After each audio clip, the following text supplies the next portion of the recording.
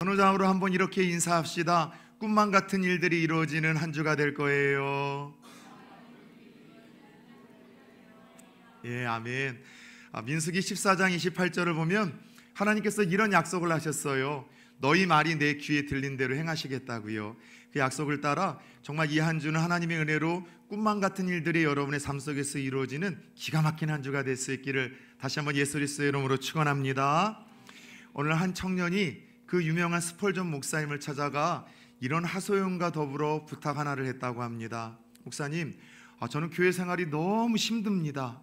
교회 생활만 하면은 저는 상처를 받는데 제가 좀 상처받지 않고 편안하게 이 신앙생활을 할 수 있는 문제없는 교회, 목사님은 여러 교회를 다니셨으니 좀 건강하고 좋은 교회 하나만 제게 소개해 주시죠. 목사님은 이 청년을 향해서 빙그레 웃으시며 그 유명한 이런 이야기를 남기셨다고 합니다. 청년, 혹시 자네가 그런 교회를 찾을 수 있다면 나에게도 좀 소개시켜 줬으면 좋겠네. 정말로 문제가 없는 교회, 갈등이 없는 교회, 그런 좋은 교회가 있으면 나도 그 교회를 좀 다니고 싶다네. 그런데 만약 혹시 자네가 그런 교회를 찾거든 자네만큼은 절대로 그 교회에 속하지 말게나. 청년이 왜냐고 그 이유를 묻자 이 목사님은 계속해서 이런 답을 들려주십니다. 자네가 그 완벽하고 좋은 공동체에 들어서는 순간 말이야, 온전하지 못한 자네로 인해서 그 공동체의 완전함과 온전함은 깨질 수 있기 때문이라네. 이 이야기가 주는 메시지는 명확하고 분명합니다. 불완전한 인간이 사는 그 여러분 모여 사는 공동체는요, 그 어느 곳도 여러분 문제를 피할 수 없다는 거예요. 한 번만 따라 세웁시다. 문제 없는 교회는 없다. 문제 없는 교회는 없다는 것입니다. 여러분들, 어쩔 수 없이 사람이 모여 사는 이 공동체, 설령 교회라 할지라도 아무 문제나 갈등이 없기를 바라는 것은 허구적 이상주의 신앙이라고 할 수 있어요. 불완전한 사람들이 모여 사는 공동체에는 사람과 사람이 더불어 살며 세상에서 일어날 수 있는 모든 그와 같은 갈등과 문제들이 교회 안에 일어날 수 있는 것, 이것이 지상 교회와 공동체의 한계라고 할 수 있어요. 그런데 문제는 교회라는 이 특별한 공동체에 세상에서 일어날 수 있는 모든 갈등과 문제들이 일어날 수 있지만 그와 같은 문제들을 어떻게 극복하고 대처하느냐가 좀 더 건강하고 온전한 공동체를 만들어 간다고 할 수 있겠죠. 그런 의미에서 저는 냉철하고 객관적인 자리에서 우리 부산 초원교회를 보면 이렇게 조금 표현하고 싶어요. 작지만 건강한 공동체라고요. 제가 하는 얘기가 아니라 저희 교회의 최근의 변화를 보시는 노예의 수많은 선배 목사님들, 형님 목사님들이 이구동성을 하는 이야기고요. 참 교회는 한 번도 안 나오시는 요 교회 근처에 우리 그 식당 사장님들이 먼저 관심을 갖고 이야기를 해주세요. 목사님 모시고 나서 초원교회가 참 많이 달라진 것 같다고. 어떻게 아냐고 하면은 다 듣고 다 보는 수가 있다고 이야기를 하시며 최근 교회의 변화에 대해서 먼저 주위 동네 분들이 이야기를 합니다. 예, 건강교회는 어떤 교회라고요? 담임 목사님이 성도님들을 자랑스러워하는 교회라고 이야기를 했죠. 좀 죄송하지만 저는요, 목사님들과의 좀 모임을 갖거나 저희 가족들 모임을 가지면은요, 정말 하나님 앞에서 거짓말 없이 저희 장로님들 자랑을 해요. 청년들 자랑을 합니다. 저희 우리 젊은 집사님들 자랑을 해요. 작지만 정말 이렇게 좋으신 분들, 마음 따뜻하신 분들이 함께 모여 예배를 하고 신앙 교제를 한다는 것, 그런 교회를 섬긴다는 것은 젊은 목사에게도 최고의 영광이고 감사의 조건 아니겠습니까? 저희 교회 같은 청년들이 어디 있어요? 중고등부 친구들이 어디 있습니까? 성도님들이 어디 있습니까?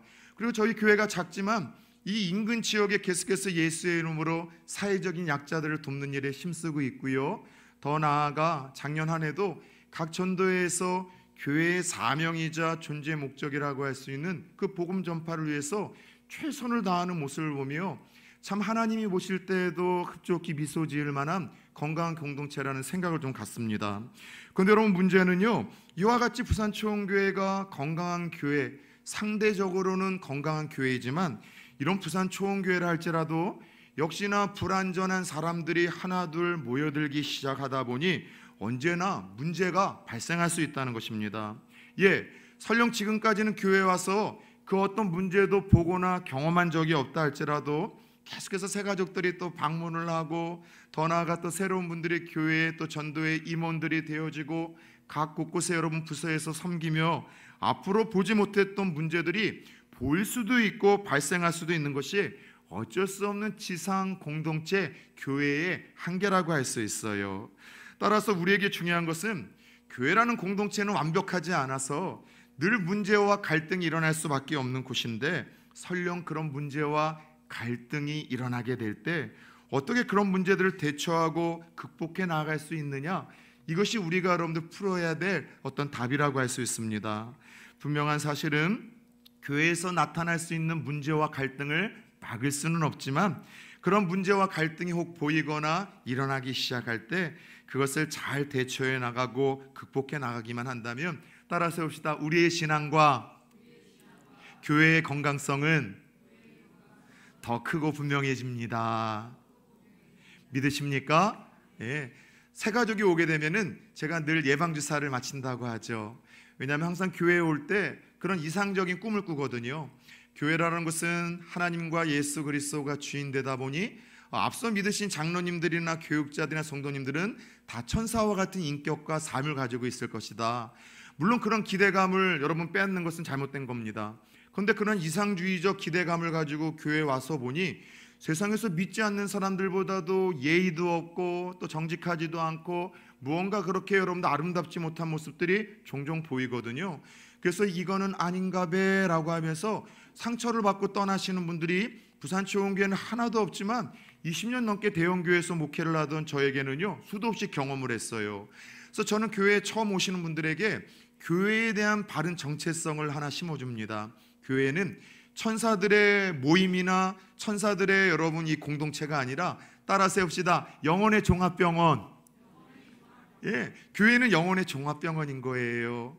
저마다 내 뜻대로 내 맘대로 일이 되지 않아서 실패하고 상처받았던 이들이 모여드는 곳, 남편과 아내, 배우자들 사이에서 상처와 실망감을 끌어안고 지푸라기라도 잡고 싶은 심정으로 오시는 분들, 뭔가 불투명한 미래 속에서 어떤 절대자가 계시다면 도움을 받고 싶어서 그 문제를 해결하고 싶어서 오시는 분들, 자녀들로 인해서 상처와 누군가에게 말할 수 없는 아픔과 고민이 있으신 분들이 그 영혼의 의사 되시는 예수 그리스도를 만남으로 회복과 치료를 소망하며 모여드는 곳이 사실 교회 아니겠습니까? 그래서 여러분, 교회는요, 저마다 불완전하고 상처받은 사람들이 모여드는 곳이라고 할 수 있겠죠. 그럼에도 불구하고 그 안에서 사람과 사람 사이에 보이는 갈등과 문제들이 있음을 우리는 인정을 하나 그것을 잘 대처하고 극복해 나아갈 때, 그때 우리의 믿음은요 더 정화되고 강화되고 성화되는 법이고요, 그때 우리의 공동체는 크기를 떠나서 하나님 보실 때 주께서 미소 지을 만한 건강하고 강력한 공동체가 되는 줄 믿으시기를 축원합니다. 그런 의미에서 어떻게 이 지상교회의 한계, 문제, 갈등이 있음을 인정하며 이런 문제들을 우리가 잘 풀어갈 수 있는가에 대한 고민을 하다가 신앙의 답을 찾기 위하여 오늘부터 따라서 해봅시다. 슬교생, 예, 슬기로운 교회 생활하기라는 시리즈 제목으로 우리 고린도 전서의 말씀을 매주일 아침마다 여러분들과 함께 나누고자 합니다. 자, 여러분, 오늘서부터 함께 여러분들과 살펴볼 고린도 전서, 신약에 있는 이 16장으로 기록되어 있는 고린도 전서, 여러분 고린도 전서 하면은 좀 어떤 말씀이나 성구 구절이 좀 떠오르십니까? 어떤 이미지가 떠올려지시는가요? 적어도 신앙생활 하신 분들 고린도 전서 하면 세상 사람들도 잘 읽고 있는 사랑은 오래 참고 온유하며 그 사랑장으로 잘 알려진 13장이 떠올려지시는 분들도 있을 것이고요, 교회마다 부활절만 되면은 목사님이 설교 본문으로 자주 언급하시는 부활장이라고 소위 일컫는 고린도전서 15장이 떠올려지시는 분들도 있을 것입니다. 여러분들 고린도전서 하면 어떤 성경 구절이 떠올려지시는가요? 어떤 말씀으로 여러분이 이미지로 떠올려지시는가요? 조금 다른 결의 질문을 불편하게 드려볼까요? 신앙생활하며 고린도전서는 몇 번이나 읽어보셨습니까? 혹은 신앙생활을 제법 오래 하셨다면 고린도전서라는 이 말씀을 가지고서 성경 공부를 함께 좀 해보거나 깊게 연구나 묵상을 해보셨던 경험은 있으셨는가 좀 여쭤보고 싶어요. 그런 의미에서 오늘 함께 읽었던 이 본문은 이 고린도전서의 서론 부분이라고 할 수 있는데, 우린 짧은 이 9구절의 서론을 통해서 이 고린도전서가 어떤 배경 속에서 기록되어진 말씀인지에 대한 여러분들 우리는 그 내용을 유추해 볼 수가 있습니다. 자, 먼저 이 고린도전서라고 하는 신약 성경에 있는 이 말씀 한 편은요, 사도 바울이 썼어요. 사도 바울이 에베소라는 도시에 머물면서 자신이 세웠었던 고린도라는 도시에 세워진 교회와 성도들을 향해서 애틋한 마음으로 보낸 첫 번째 편지가 고린도전서입니다. 고린도라는 이 도시는 어떤 곳인가 하면 지금으로 보자면은 그리스 지역에 있는 항구 도시였었어요. 아테네에서 아주 가까운 항구 도시여서 그 당시에는 그리스 안에 있었던 최대 항구 도시로서 무역과 산업이 발달했었던 도시가 고린도였었죠. 바울은 2차 선교 여행 당시에 이 도시를 방문하여 1년 반 동안 열심히 하나님의 나라와 예수 복음을 전했고, 하나님이 선택하신 사람들이 예수를 믿고 돌아와 그들과 함께 세웠던 이 교회가 고린도 교회였었죠. 그런데 1년 반 동안 이 고린도에 이 교회를 세우고 열심히 사역을 하던 이 사도 바울이 다른 곳으로 떠나야만 하는 상황이 이르렀습니다. 그래서 고린도 교회에는 새로운 목회자를 담임으로 세웠고, 자신은 다른 곳으로 떠나 가까운 에베소라는 도시에서 3년 동안 머물며 목회를 하고 있었었는데, 어느 날 자신이 세웠던 고린도 교회에 대한 소문이 한 사람을 통해서 들려오는 거예요. 한번 상상해 봅시다. 자신이 피땀을 흘려서 세웠던 그 교회, 개척했던 교회, 어쩔 수 없이 새로운 목회자를 세우고 떠나야만 했었지만 그 교회에 대한 관심이 얼마나 컸겠습니까? 저도 여러분들 여러 교회에서 사역을 했었잖아요. 벌써 서울에서 내려온 지 8년이 되었지만 앞서 섬겼던 교회에 대한 소식과 소문들은요, 늘 저에게 여러분들 관심의 대상이 되고 들을 때마다 기쁨도 되고 때로는 안타까움의 소식으로도 전해집니다. 사도 바울도 그랬었을 거예요. 그런데 궁금하던 그 찰나에 늘 여러분들 듣고 싶었던 좋은 소식이 아니라 사도 바울에게 들려진 고린도 교회의 소식은요, 다음과 같은 안타까운 소식이었는데, 우리 고린도전서 1장 11절을 같이 한번 보도록 하겠습니다. 내 형제들아, 글로에의 지편으로 너희에게 대한 말이 내게 들리니 곧 너희 가운데 분쟁이 있다는 것이라. 아멘. 자, 에베소에서 고린도 교회에 대한 소식을 듣고자 했었던 바울에게 들려진 소식은 희소식이 아니었었어요. 교회가 부흥을 하고 사랑으로 하나가 됐다는 소식이 아니라 그 교회 안에 뭐가 일어나고 있었대요? 분쟁이 벌어지고 있었다는 거예요. 성도와 성도 사이에서 무슨 오해 때문이었는지, 무슨 곡해 때문이었는지, 무슨 신념의 차이 때문이었는지 갈등과 다툼이 있었다는 거예요. 여러 문제로 인해서 교회가 시끄럽다라는 소식을 듣고 있습니다. 그런데 저는 사도 바울이 들었던 고린도 교회에 대한 안타까운 이 소식을 들으며 왜 이렇게 무언가 낯설지 않은 소식이라는 생각이 드는지 모르겠습니다.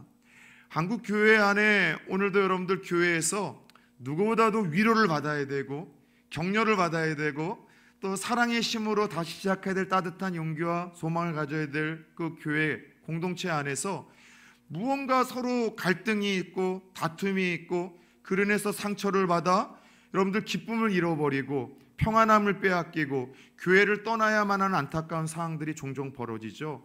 그래도 교회를 떠난다는 것은 신앙만큼을 잃지 않는 것이기에 저는 그래도 괜찮다고 생각을 합니다. 교회 안에서 서로 가운데 주고받았던 상처와 아픔 때문에 교회를 옮기는 것에서 끝나는 것이 아니라 그 예수 믿는 신앙과 믿음 자체도 여러분들 포기해버리는 일들이 오늘 한국 교회 안에 종종 벌어지고 있는 것 아니겠습니까? 여러분, 영적 아비와 같은 목회자들은요, 사실 교회 안에서 이런 소식이 들릴 때 가슴이 찢어지는 아픔을 느낍니다. 왜냐하면 성도들 가운데 서로 위에 있게 하나가 돼서 그렇지 않아도 녹록지 않은 세상에서 상처받고 눈물 흘리다가 교회에 오면은 서로 격려하고 위로하고 칭찬해서 다시 시작해야 될 따뜻한 힘을 줘야 되는데, 일주일 동안 6일 동안에서도 세상에서 이리 치이고 저리 치이고 상처받고 교회에 왔는데 교회에서조차도 갈등과 다툼으로 인하여 평안과 기쁨이 아니라 상처를 받고 있다는 소식을 들으면은 가슴이 너무나 아픈 거예요. 이거만큼 고통스러운 것 없는 거예요. 하물며 저같이 온전치 못한 인격의 목회자도 이런 소식을 들으면 아프다고 할 수 있다면, 사도 바울에게 이 소식이 들렸을 때 바울이 느꼈을 그 비애, 그 안타까움, 상처, 여러분들 감히 상상이 되지 않습니까? 이런 여러분 배경 속에서 사도 바울이 눈물을 흘리며 기도하다가 이 고린도 교회에 일어났었던 여러 문제들을 해결하기 위해서 기도하며 눈물로 여러분들 편지 한 장을 써서 보냈던 것이, 따라 세웁시다, 고린도전서. 이런 백그라운드 속에서 이 사랑의 편지가 띄어진 거예요. 여러분, 그런 의미에서 저는 고린도 교회에 대한 이 갈등과 분쟁의 소식을 듣고 왜 묘한 공감과 안도감이 생기는지요. 왜냐하면 가장 건강하고 온전한 공동체라고 추앙받던 그 1세기 공동체에서도 서로 교회 안에서 상처를 받고 분쟁을 인하여 기쁨과 평안함을 빼앗고 또 다른 곳으로 옮기고 신앙을 잃는 위기가 있다면, 오늘날 온전치 못한 지상교회에서 이런 일들이 일어나는 거 따라서 해볼까요? 지극히 상식적이다. 네. 과대 확대할 필요 없어요. 지극히 상식적인 거예요. 가장 건강하고 온전한 교회로 추앙받던 1세기 공동체에도 있었다는 것은 오늘날 이 시대에는 얼마든지 일어날 수 있는 것이죠. 그래서인지 고린도 교회에 대해서 예전에는 없던 관심과 친근해짐을 느끼기 시작했고요. 저는 이 교회에 사도 바울이 썼던 편지가 궁금해지기 시작했고, 그 편지를 이전과는 전혀 다른 마음을 읽어 내려가다가 2024년을 시작하며 우리 부산초원교회와 성도님들이 들어야 될 말씀이라는 확신을 갖고 이 슬교생, 슬기로운 교회 생활하기라는 시리즈 제목으로 말씀을 나누려는 시도를 한 것입니다. 첫 번째, 2000년 전에 존재하던 이 고린도 교회가 오늘날 우리 한국 교회와 너무나 닮아 있기 때문이에요. 자, 고린도라는 도시는요, 상업과 무역이 발달을 했던 큰 대형 도시였었지만 그로 인해서 여러분들 어느 곳보다도 음란하고 타락했었던 문화가 가득했던 곳이 고린도였었고, 그런 타락한 문화와 세속화 그 물결 속에서 아슬아슬하게 세워진 교회가 고린도 교회였었어요. 그래서 그 당시 어떤 사람에게 야, 너 고린도 사람 같아, 고린도인 같아, 이런 조롱과 비하성에 욕이 난무할 정도였었어요. 그래서 누군가를 향해서 너 고린도 사람 같아, 고린도인 같아 라고 하는 것은 너 정말 악해, 너 정말 비윤리적이야, 너 정말 음란하다, 부도덕하다라는 이 의미가 담겨 있을 정도로 고린도라는 이 도시는요, 어느 곳보다도 비도덕과 음란함과 악함으로 가득했던 도시의 대명사였었습니다. 오늘 한국교회가 그렇지 않습니까? 어느 때보다도 물질 만능주의와 음란함 가운데 세속화 속에서 아슬아슬하게 여러분 서 있는 것이 한국교회의 모습이라고 할 수 있는데, 2000년 전에 세워졌던 고린도 교회와 한국교회의 모습이 너무나 유사하기에 이 교회를 좀 함께 나누고 싶었어요. 두 번째는 교회 안에서 성도들 사이에 발생할 수 있는 여러 문제들에 대해서 하나님이 주시는 명확한 조언과 그 해결책이 고린도 전서에 담겨 있어요. 고린도 교회 안에는 여러 가지 문제들이 발생을 했는데, 가만히 들여다보니 그 발생한 문제들을 가만히 보면은요, 크게 10가지로, 몇 가지로요? 10가지로 다음과 같이 구분을 할 수가 있었어요. 먼저 한번 띄워주세요. 교회 안에 분쟁과 갈등의 문제가 있었어요. 성도들 사이에요. 파가 나눠졌어요. 웃기죠? 음행의 문제가 있었어요. 그 도시의 타락과 음행이 교회 안에도 그대로 문화가 정착이 되는 이상한 일들이 벌어졌어요. 성도들 사이에 뭔가 맞지 않았는지 서로 고소고발하는 법정의 문제가 있었고요, 여러 성적인 범죄 문제가 있었고, 결혼과 관련돼서 독신이 가하냐, 결혼을 꼭 해야 되느냐, 혹은 재혼은 어떠냐, 이런 문제들이 여러분들 또 대두가 되었고요, 제사 음식에 대한 문제가 여러분들 또 발생을 했고요, 예배를 둘러싸면서 이렇게 예배를 드려야 건강한 예배다, 예배는 이렇게 드려야 되는지 저마다 서로 다른 예배의 여러분 질서를 가지고 싸우기도 했고요, 자신들에게 주시는 은사를 가지고 이게 진짜 은사이다, 이 은사가 더 세다, 이 은사가 더 좋은 것이다, 이런 말도 안 되는 문제와 갈등이 일어났고요, 부활과 관련된 오해가 있었었고, 성교와 헌금을 둘러싸며 여러 갈등 속에서 문제들이 벌어지고 있었어요.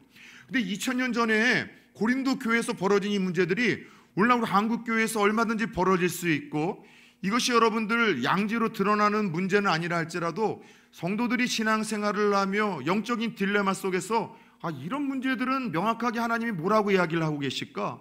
이런 갈등에 대해서 하나님의 해답은 무엇일까? 고민을 한번 해볼 만한 그런 문제들 아닙니까?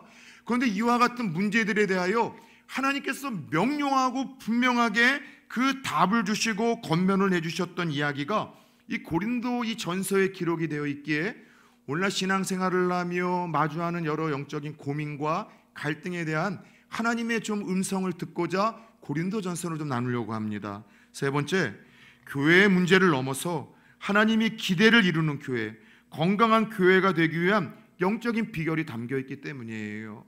아까도 이야기했던 것처럼 상대적으로 평가를 하자면 부산초원교회는 작지만 상당히 건강한 교회입니다. 그러나 저는 꿈을 꾸고 있어요. 하나님 부산초원교회가 더 건강해져서 이 부산의 인근 지역 전포동과 우리 친구의 수지 맞게 해주는 거룩한 통로가 되게 해주세요. 지금까지도 그래왔지만 더 우리에게 더 많은 사회적인 약자들을 그냥 말만이 아니라 진짜로 사회적인 약자들 지금까지 그랬던 것처럼 더 힘있게 섬기는 그런 교회가 되게 해주시고, 하나님이 보실 때 대한민국에 5만여 교회가 있고 부산에 1720의 교회가 있지만 작지만 하나님 보실 때 주목하시는 건강한 교회로 우리가 쓰임받게 해주세요. 그런 꿈을 꾸고 있는데 문제를 넘어서 하나님의 기대를 이루고 쓰임받는 건강한 교회가 되기 위한 영적인 그 비결과 해안이 이 고린도 전서에 다 농축이 되어 있기 때문이죠. 바라기는 앞으로 이 말씀을 통해서 하나님의 기대를 이루는 건강한 우리 성도들, 건강한 부산 초원교회가 되어질 수 있기를 예수 그리스도의 이름으로 축원합니다. 그런 의미에서 오늘 이 짧은 서론에서는요, 고린도 교회가 가지고 있는 여러 문제와 갈등을 해결하기 위해서 정말 필요한 두 가지 지침을 크게 우리들에게 들려주시는 하나님의 음성을 듣게 됩니다. 첫 번째, 교회 안에 어떤 갈등과 문제들이 일어날 때 첫 번째 그것을 해결하기 위한 지침은 따라 세웁시다. 은혜와 평강이 흐르게 하라. 교회는요, 세상의 공동체와 달리 구별되기 위해서는 하나님의 은혜와 평강이 흘러가야 될 공동체라는 것이죠. 여러분, 은혜, 교회에 오면은요, 세상에서는 사용도 안 하고 들을 수 없는 용어들과 단어들을 참 많이 사용하고 들을 때가 있습니다. 그런데 대충은 아는데 개념 정리가 안 된 채 신앙생활을 하는 경우들이 종종 있죠. 도대체 은혜가 뭘까요? 은혜라는 것은 받을 자격이 전혀 없는 자에게 신이 베푸는 호의, 사랑, 축복을 의미합니다. 받을 자격과 조건이 있는 자에게 베푸는 호의와 그리고 사랑과 축복이 아니라 자격이 전혀 없어요. 깜냥이 안 되는데도 그럼에도 불구하고 베푸시는 신의 호의와 사랑과 축복을 가리켜 은혜라고 이야기를 하는데, 사도 바울은 교회의 여러 문제들을 접근하기에 앞서 이 서론에서 너희가 하나님의 은혜를 받을 자격이 없는데 그 사랑과 축복을 이미 받은 자라는 것을 항상 잊지 말라고 권면을 들려주십니다. 자, 어떤 은혜를 받을 자격이 없는 고린도 교회에 하나님이 베푸셨을까요? 먼저 그들을 선택하셨대요. 그리고 더 나아가 그들을 부르셨대요. 그리고 어느 날 예수 그리스도를 통해 하신 하나님의 일들에 대한 복음을 듣게 하셨대요. 근데 들었었던 것에서 끝난 것이 아니라 그 말도 안 되는 예수의 이야기, 하나님의 아들을 보내셨고 예수가 동정녀를 통해서 태어나셨고 십자가에서 죽으셨을 뿐만이 아니라 3일 만에 부활을 하셨다는 이 말도 안 되는 이야기를 들었는데 그거를 믿어지게 만드신 거예요. 여러분, 말도 안 되는 상식적이지 않은, 합리적이지 않은 이야기가 믿어지게 하시는 거, 이게 하나님 주시는 은혜와 사랑, 축복이라는 것이죠. 그래서 예수를 하나님께서 믿을 수 있도록 선택해 주셨고 부르셨고 듣게 하셨고 또 믿고 고백함으로 하나님의 자녀를 삼아 주셨는데, 이거는 우리의 행위가 선하거나 다른 이들보다 더 정직하거나 깨끗해서가 아니라 그냥 받을 자격이 없는데 하나님이 우리에게 더 악하고 더 더럽고 더 형편없는 우리들에게 그냥 값없이 이와 같은 사랑과 축복을 베푸셨다는 거예요. 하나님의 사랑을 인해서 우리에게 주어진 최고의 축복이 있는데 따라 세웁시다. 성도. 그래서 성도가 됐다는 거예요. 성도라는 것은 목사, 장로, 집사, 권사보다도 훨씬 더 영광스러운 직분입니다. 하나님이 직접 당신의 여러분들 손으로 우리에게 지어서 주신 이름이거든요. 이 성도가 무슨 뜻인가 하면 거룩한 백성, 구별된 무리들이다 라는 뜻이 있어요. 근데 거룩한 백성, 구별된 무리들이라고 할 때 여기서 쓰시는 이 거룩이라는 것은 우리의 도덕과 관련되어서 의미하는 거룩이 아닙니다. 거룩하지 않은데 그냥 거룩하기를 기대하시면서 그렇게 지어주신 이름이라는 것이죠. 하나님은 저와 여러분들을 어떻게 보는가? 우리의 삶이 때때로는 꽃처럼 향기 나는 삶이 아니고 넘어지고 쓰러지고 말할 때마다 열린 무덤처럼 냄새가 나고 상처를 주고 늘 선택하고 결정하는 것이 하나님의 뜻을 배반하고 하나님의 영광을 가리우는 삶을 살지 않는다 할지라도 그런 우리들에게 너는 거룩한 내 백성이야, 너는 구별된 나의 자녀라라는 이 거룩한 정체성을 끊임없이 말씀하시는 거예요. 왜요? 아버지가 자녀에게 이름을 줘줄 때에는요, 그 이름대로 자녀가 그런 삶을 살았으면 좋겠다라는 사랑과 축복을 흠뿍 담아서 그렇게 기대하면서 줘주시는 것 아니겠습니까? 오늘도 하나님은 저와 여러분들의 넘어지고 실패하고 죄 지은 모습에 집중하는 것이 아니라 그나마 한 자락이라도 우리가 오늘이라도 나와 이렇게 예배를 드리는 이 모습, 또 하나님의 말씀에 귀 기울이는 이 모습, 정말 하나님 뜻대로 살고자 하는 마음 깊은 곳에 있는 그 마음을 가지고서 하나님 앞에 나오는 이 모습을 더 집중하시고 주목하시고 그것을 우리의 넘어지고 쓰러지고 죄 지은 모습보다도 훨씬 더 크게 보시며 잘했다 칭찬하시고 격려하시는 분이 우리 아버지 하나님이라는 사실을 깨달으시기를 축원합니다. 그래서 나는 정말 형편없이 더럽고 그렇게 나는 버림받을 만한 존재인데 하나님의 그 사랑으로 선택을 받았고 그분의 자녀가 되었고 거룩한 백성이 되었다는 이 은혜를 기억하며 나아갈 때 다른 사람들을 바라보며 쉽게 정죄하지 않는다는 거예요. 교회가 왜 그래? 저 사람은 왜 그래? 저 사람은 왜 저 모양 저 꼴일까? 내 모습도 그와 별반 다를 바가 없었었는데 하나님이 내게 베푸셨던 그 은혜를 기억하며 내게 흘러온 이 은혜를 다른 사람들에게도 흘리게 될 때 내 안에 평안이 임하고 내가 속한 곳이 더욱더 여러분 평강이 임한다라고 오늘 말씀하시는 거예요. 따라 세웁시다. 하나님의 교회에는 은혜와 평강이 흘러야 됩니다. 그래서 2024년 우리 첫 번째 수요일 날 예배에 제가 그런 이야기를 했어요. 저는 참 재미있게 살아온 인생이고요, 또 재미있게 목회를 하고 있는 사람인데 재미있게 목회를 하는 이유 중에 하나는 하나님의 그 은혜로 인해서 그것이 가능한 거예요. 저는 신앙생활을 할 때 은혜가 없이 신앙생활을 하고 은혜가 없이 섬기시는 분들이 제일 안타까운 거예요. 얼마나 저렇게 섬기면 믿는 것이 힘들까? 교회 다니는 것이 어려울까? 저렇게 봉사하면 참 힘들 텐데. 근데 하나님의 은혜가 채워지잖아요. 섬기는 것이 즐거운 거예요. 예수 믿는 것이 기쁜 거예요. 교회 오는 것이 거리를 떠나서 너무나 짧게 느껴지는 거예요. 그래서 예수 믿는 것은 받은 증거만 도다. 이 찬양의 고백이 우리의 신앙 고백이 되는 거예요. 2024년 무엇보다도 하나님의 은혜가 우리 성도님들의 심령 속에 가득 차 흐를 수 있기를 축원합니다. 그래서 그 은혜로 말미암아 여러분이 세상이 줄 수 없는 하늘의 평안과 기쁨을 누리시고 그 기쁨과 평안함과 은혜가 흘러감으로 여러분이 은혜가 충만하면은요 배우자에게 여러분 은혜가 흘러가는 거예요. 부모가 은혜가 충만하잖아요. 의도적으로 하지 않으려고 하더라도 자녀들에게도 은혜가 흘러가서 가정이 평안해지는 거예요. 내가 은혜가 충만해서 이것이 흘러넘치면 희한하게 노력하지 않아도 내가 속한 곳이 여러분들 평안해지는 거예요. 오늘 주님께서 이 말씀을 하시는 거예요. 어떻게 우리 안에 은혜가 가득해서 이 은혜와 평안이 흘러가는 존재가 될 수 있을까요? 다른 것 아니에요. 은혜의 빛에 자주 노출돼야 되는 거예요. 우리가요, 은혜의 빛, 하나님이 은혜를 주시는 그 통로로 약속하셨던 예배의 자리에, 기도의 자리에, 믿음의 사람, 좋은 사람들과 교제하는 자리에 자주 노출되잖아요.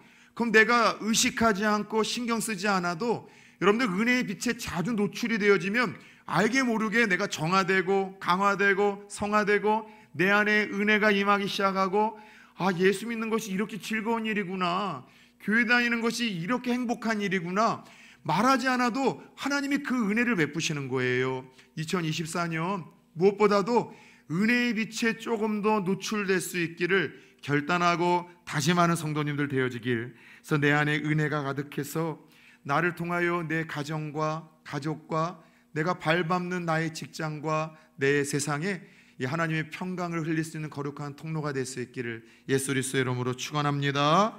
두 번째, 오늘 이 고린도 교회의 여러 문제와 갈등을 극복하기 위해서 큰 원칙으로 주시는 두 번째 지침은요, 따라 세웁시다. 예수 그리스도의 나타나심을 기억하라. 이게 7절 8절에서 주는 두 번째 대원칙이에요. 예수 그리스도의 나타나심을 기억하라. 다른 것이 아니라 성경의 마지막 예언, 마지막 약속인 그분의 재림, 다시 오심을 잊지 말고 살라는 거예요. 성경은요, 이 66권이 다 하나님의 약속이에요. 성경이 하나님의 말씀이라고 우리가 인정하고 받아들이는 것은 이 했었던 약속들이 역사와 또 시대 속에서 하나도 땅에 떨어짐 없이 다 성취되었기에 세상에서 노스다무스라는 어떤 유명한 예언자하고는 달리 진짜 이게 하나님의 말씀이라고 인정하고 받아들이는 거죠. 66권의 약속 중에 세상의 역사와 시대 속에서 65권의 약속이 다 성취가 되었고 마지막 하나 남은 약속을 향하여 세상의 역사는 흘러갑니다. 그래서 기독교 역사관을 가리켜 직선론적인 역사관이라고 해요. 돌고 도는 역사가 아니라 시작과 예수 그리스도의 다시 오시는 재림으로 인하여 역사가 끝나기에 직선론적인 역사인데 예수님의 재림으로 끝나게 됩니다. 그런데 문제는 마지막 하나 남은 이 약속, 예수님께서 여러분들 다시 오시어 우리를 믿음대로 행한 대로 심판하시겠다는 마지막 약속이 남겨져 있는데 여러분들 신앙을 다 내려놓고 상식적으로 한번 접근해 봅시다.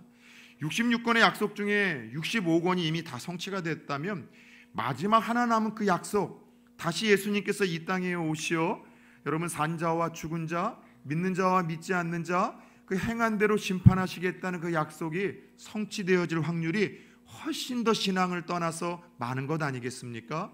성도들은요, 마지막 하나 남은 예수님의 이 재림을 기억하며 살아야 된다는 거예요. 왜요? 그 마지막의 재림과 더불어 그분의 심판대 앞에서 우리는 많은 질문을 받게 될 겁니다.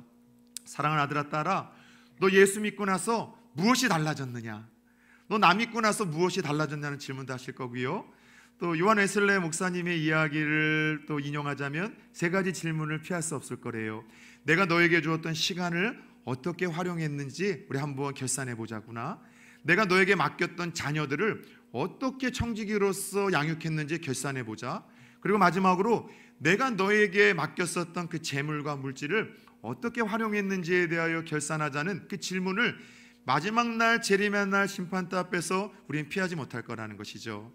적어도 오늘 말씀을 통해서 마지막 날 피할 수 없는 또 다른 주님의 질문이 있다면 너 나 믿고 나서 교회에서 신앙생활은 좀 어떻게 했니? 내가 정말로 내가 사랑하는 나의 몸된 교회에서 너 어떻게 신앙생활을 했는지에 대한 그 질문을 우리는 피하지 못할 것입니다. 그런데 우리의 신앙생활 속에서 마지막 이 재림과 그날 물을 이 질문에 부끄러움 없이 수치심 없이 아무런 책망 받을 것이 없도록 우리가 여러분들 대답을 해야 되겠다는 생각을 하게 되면 우리 교회에서의 우리의 삶과 신앙이 얼마나 더 여러분들 더 건강해질 수 있고 온전해질 수 있겠냐는 것이죠. 주님 만나는 날 교회에서의 너의 신앙생활과 삶이 어땠냐라고 물어보실 때 주님 저는요 교회에 나와가지고 늘 문제점만 보였어요. 장로님들의 문제가 보였고 권사들의 문제가 보였고 성도들의 문제가 보였고 그래서 늘 저는 문제 때문에 짜증이 나고 화가 났습니다. 여러분 이렇게 질문을 하신다면 이 부끄러움과 책망을 피할 수 없을 거예요. 그러나 누군가는 목사님, 하나님 정말로 하나님이 내게 주신 그 삶이 교회에서 신앙생활이 마치 어린 시절 소풍과 같이 설레이고 즐거운 시간이었었다고 고백할 수 있는 우리 성도들이 되기 위해서는 마지막 주님의 재림과 그날 그 심판을 날마다 우리가 상상을 하며 생각을 하며 신앙생활을 해야지만 가능하다는 것이죠. 사랑하는 여러분들, 마지막 우리의 신앙은 주님 재림의 약속과 더불어 그분 앞에 서서 여러 질문을 받아야 된다는 것을 상상하고 기억하심으로 특별히 그날 우리가 피할 수 없는 교회 생활에 대한 이 질문 속에서도 책망받을 것이 없는 부끄럽지 아니하는 아름다운 답변을 할 수 있도록 저와 여러분들 교회 안에서의 모든 문제들 지혜롭게 풀어가고 대처하고 극복해 나갈 수 있기를 예수 그리스도의 이름으로 축원합니다. 여러분 참 흥미로운 것은 고린도 교회는 출발이 참 좋았어요. 그래서 초대교회 중에 가장 큰 대형 교회가 바로 고린도 교회였었습니다. 그런데 오늘 우리가 이야기했던 것처럼 중간에 이러저런 불완전한 사람들이 함께 많이 모이다 보니까 갈등과 다툼과 분쟁이 있었던 것이죠. 저는 올 한 해 우리 부산초원교회가 배가의 부흥의 은혜가 있을 거라는 기대와 소망을 하나님부터 받았어요. 근데 두려움이 뭐냐면은 계속해서 새 가족들이 올 때 고린도 교회에 있었던 일들이 우리 가운데도 얼마든지 일어날 수 있다 없다? 일어날 수 있다는 것이죠. 여러분, 그런데 문제가 있어서 이와 같은 편지를 받은 교회였는데 너무 놀라운 것은 고린도 교회는 이 모든 문제들을 다 극복했어요. 결국은요, 이 모든 문제들을 사도 바울의 편지를 통해서 그 너머에서 하나님 주신 겉면의 순종함으로 잘못된 행실과 삶을 고쳐나가기 시작을 했고, 그래서 더 건강한 교회와 성도들이 그 문제를 극복하고 대처하는 가운데 여러분 고린도 교회가 그렇게 여러분 만들어진 거예요. 그래서 사도 바울은 그런 그들의 모습이 너무나 감사하고 귀해서 다른 권면과 더불어 이후 편지 한 장을 두 번째 더 쓰는데, 따라서 해봅시다. 고린도후서. 그래서 고린도후서에서는 앞서 전서에서 보냈던 그 문제들에 대해서 성도들이 뉘우치고 회개하고 변화되어 더 건강한 성도 교회가 된 것을 사도 바울이 칭찬을 하고 감사하는 이야기들이 많이 기록이 되어 있어요. 왜요? 하나님 말씀이 들려질 때 다소 불편하고 힘들었지만 성도들이 순종했다는 거예요. 돌이켰다는 거예요. 여러분, 그래요. 하나님 말씀이 선포되잖아요. 하나님 말씀이 내게 들리잖아요. 그럼 그 말씀은 언제나 우리의 죄성과 부딪혀서 다소 불편하게 들리는 거예요. 말씀 한 자락이 내게 들려질 때 그거 순종하려면은 자존심 내려놔야 되죠. 고집을 내려놔야 되죠. 물질의 손해가 있죠. 더 나아가 여러분들, 내가 누렸던 모든 기득권들을 내려야 되고, 때로는 내 자유를 빼앗기는 듯 같은 그런 착각을 불러일으킬 때도 있습니다. 이 모든 것이 두려워서 사건을 통해서, 만남을 통해서, 이런 설교 말씀을 통해서 하나님의 음성을 들려주시지만 귀를 막고 말씀을 안 들을 때가 있어요. 이럴 때 어떤 일들이 벌어지는가 하면 더 이상 그 사람들에게는 하나님의 말씀이 안 들리는 거예요. 하나님은요, 하나님의 말씀을 누군가에게 끊임없이 들려주시고 속삭이시는가, 들려진 한 절의 말씀에 듣고 반응하는 사람들이에요. 그런데 여러 불편함과 손해 때문에 하나님의 말씀을 듣지 않으려고 하는 이들, 마치 침묵의 400년기에 놓여 있었던 이스라엘 백성들이라고 할 수 있을까요? 400년 동안 그들은 어떤 선지자들을 통해서도 하나님의 말씀을 듣지 못했습니다. 왜요? 이전에 수도 없이 선지자를 통해서 하나님의 말씀을 들려주셨지만 듣기를 거부하고 귀를 막았기에 하나님도 더 이상 그들에게 말할 가치를 느끼지 못하셨던 거예요.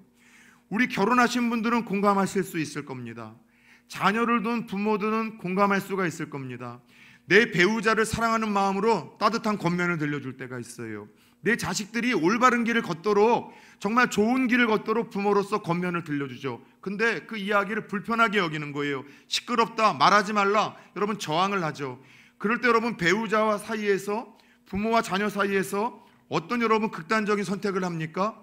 더 이상 말할 가치를 못 느끼겠다. 서로 여러분 말을 하지 않아요. 부부 사이에서 말할 가치를 여러분은 듣지 않으므로 여러분 느끼지 못해서 말이 중단되잖아요. 그 소통은 불통이 되고 고통이 되고 뜻밖의 여러분 오해와 곡해가 쌓여서 부부 생활과 가정 생활이 흔들리는 경우들이 있습니다. 하나님과 우리 사이에서도 마찬가지예요.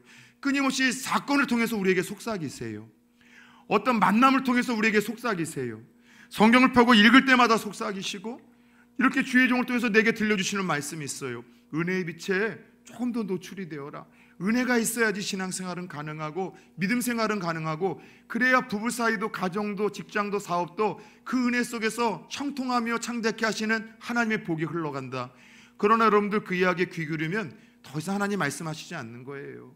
그러나 하나님이 들려주신 그 작은 말씀에 내가 여러분들 반응하고 오늘 고린도 교회와 성도들처럼 순종하고 돌이키며 나아갈 때 하나님께서는 그들에게 더 명료하게 말씀하시고 분명하게 말씀하시고, 때때로 사건과 환경과 만남을 통해서 속삭이시며 결국 우리를 하나님 나라 가는 그날까지 그분과 교제하시면서 이끌어 가시더라는 것이죠. 사랑하는 여러분들, 요즘 혹시 어떤 사건을 통해서 돌이키는 하나님 음성이 들립니까? 뜻밖의 만남을 통해서 나를 십자가 앞으로 이끌리시려고 하는 하나님의 속삭이심이 느껴지십니까? 감사하세요. 하나님이 여전히 여러분을 사랑하고 붙들고 계시다는 것이고, 더더 사건과 환경과 이런 시간을 통해 하나님의 말씀이 들린다는 것은 아직은 내 영이 그래도 살아있음을 여러분 증명하는 겁니다. 내게 들려진 말씀에 믿음으로 반응하고 순종함으로 말미암아 어느 날 하나님 앞에 서게 되는 그날 책망이나 부끄러움이 아니라 칭찬 가운데 하나님 앞에 설 수 있기를 축원합니다. 오늘 문제가 상당히 많은 고린도 교회였었지만 그들이 끊임없이 들려진 그 말씀에 반응하고 순종함으로 변화가 되고 치료가 되고 책망받을 것이 없는 그런 성숙한 교회로 문제를 넘어섰다면 오늘 우리들에게도 소망이 있는 것 아닙니까? 작년 한 해까지 우리의 신앙이 흔들리고 믿음이 흔들리고 우리 삶이 흔들렸다 할지라도 대체 오케이, 하나님 과거는 묻지 않으세요. 그러나 이런 시간들을 통해서 주시는 그 말씀을 붙들고 올 한 해 은혜의 빛에 노출되어 정말 십자가 앞에 가까이 가고 사건과 환경과 이런 말씀을 통해서 주시는 그 말씀 한 절에 내가 순종하고자 노력하려고 할 때 여러분 올 한 해 우리 안에서 보이고 일어날 많은 문제들 속에서 우리 고린도 교회와 성도들이 그랬던 것처럼 더욱더 성숙해지고 정화되어지고 강화되어지는 은혜가 우리 부산총교회와 성도님들에게도 임한 한 해가 될 줄 믿습니다. 그렇다면 끝으로 고린도 교회가 넘어서야 될 가장 심각한 첫 번째 문제, 가장 여러분 해결해야 될 그 중요한 문제는 무엇이었을까요? To be continue. 다음 주에 말씀을 드리도록 하겠습니다.